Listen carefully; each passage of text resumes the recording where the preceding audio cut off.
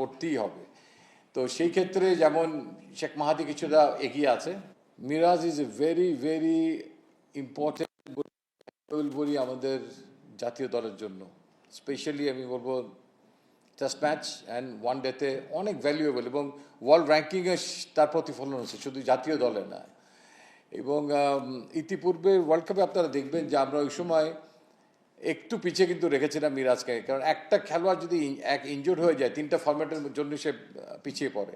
আর এখানে যে 5টা বোলার থাকবে তাদেরকে 4 ওভার করে বল করতেই হবে।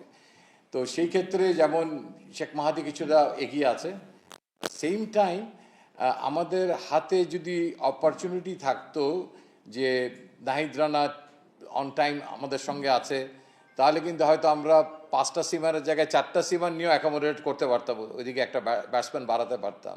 সেই সুযোগটা আমাদের কাছে ছিল না।